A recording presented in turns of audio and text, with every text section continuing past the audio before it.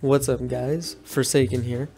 In today's episode I'm going to show you guys how I made gold in old raid content by doing Dragon Soul, Blackwing Descent, Throne of the Four Wind, Bastion of Twilight, and finally Fireland. So first I'm going to start with Dragon Soul. So now that I'm in Dragon Soul, the first thing I suggest you guys to do before you enter any raid, you should change to everything to 25 man heroic, because what that will do is that for each boss that you're going to be killing, it's going to offer you 124 gold per boss plus their loot, which if you vendor everything it could come up to quite a bit of gold. You can end up with at least 1,000 to 1,200 gold per raid. So I'm going to start off with showing you guys how I killed all these 6 bosses. It's very simple. All you do is just DPS them down. If you are a higher eye level, it would be easier because you could just DPS them down pretty easy. But the most difficult part that some people do have trouble with is with the last boss. The last boss is Deathwing. So pretty much it's on the spine. The spine is going to be probably annoying, but I'll show you why. So what you're going to have to do for this boss, because it's rather difficult, you're going to have to go on Deathwing's back, kill the 4 tentacles, stay in one spot of the tentacle because he'll shift left and right, and if you don't stay in that spot where you killed one of the tentacles, you will fly off Deathwing. So when you stay in that spot, you need to collect 9 corrupted bloods, and when you collect 9 of them, you need to kill them and you need to leave them at a certain spot. They'll leave like a residue of red fire. You need to kill the last tentacle and make sure that minion grabs all of those red balls, and then when he collects all of them, he'll become huge. You kill it, but unfortunately if you do not do it in time, this will happen. You will fly off and you will die. No matter how good you are, you will die, and then you're gonna have to go back and redo the whole thing again. So when you're done killing the spine of Deathwing will be there, and all you'll be killing is his tentacles, and then you get his loot. When you finish doing that, you vendor everything, and then you can see how much gold you made. So as you can see, I made around 1,200 gold by doing this. Now let's go to Throne of the Four Winds.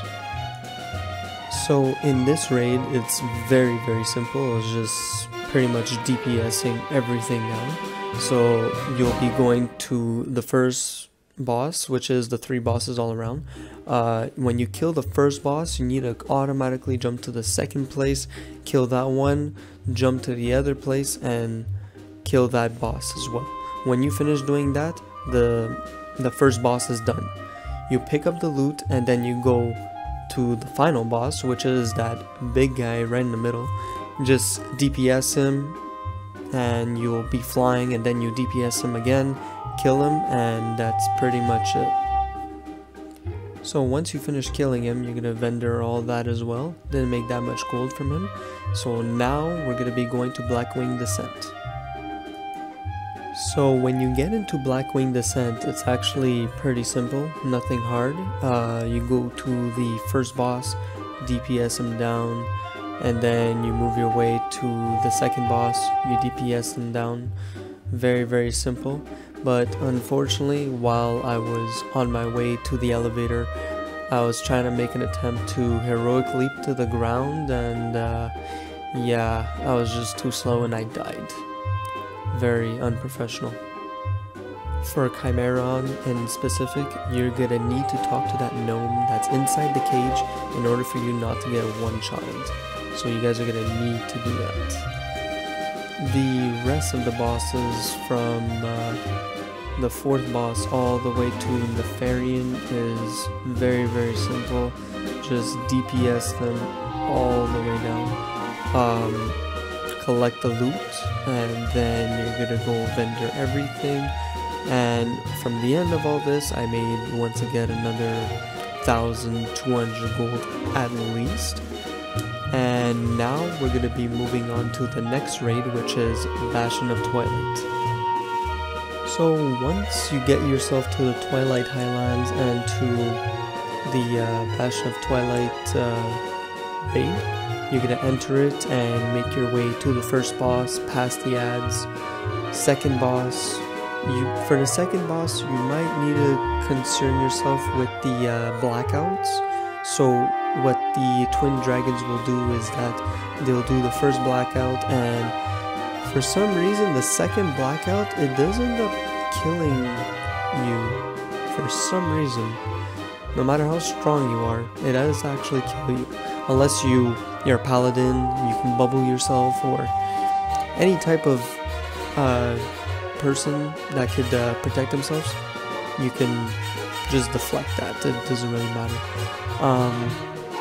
Then you get to yourself to the third boss, and then you get yourself to Cho'Gall. Nothing really hard about the last two bosses.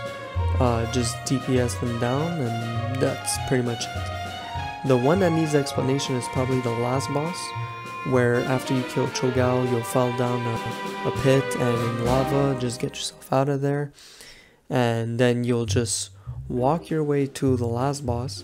The only thing that you need to be aware of for the last boss is that it will not die unless you kill the two eggs that are on the left and the right of the last boss. But you can only kill the eggs until it gives you notice that the eggs are vulnerable. So once it gives you that notice, you go DPS those eggs, and then you'll be able to kill the last boss easy.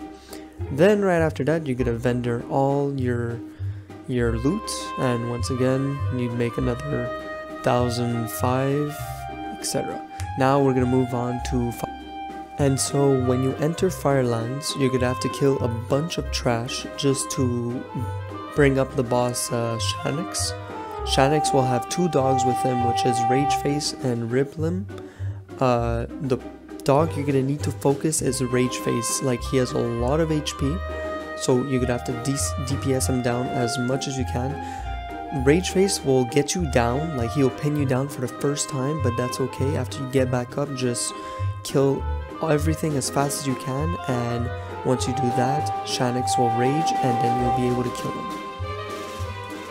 So for Beth, you're gonna have to go up there, kill her, like make sure she has 1 HP after she goes down. If not, you will be cocooned and you will stay like that. On Bellarok, it's very simple. Just when he spawns the crystal, just move away from them while DPSing him. That's it. So when you move yourself to Alice Razor, you're gonna have to pick up 3 feathers that she's gonna be dropping.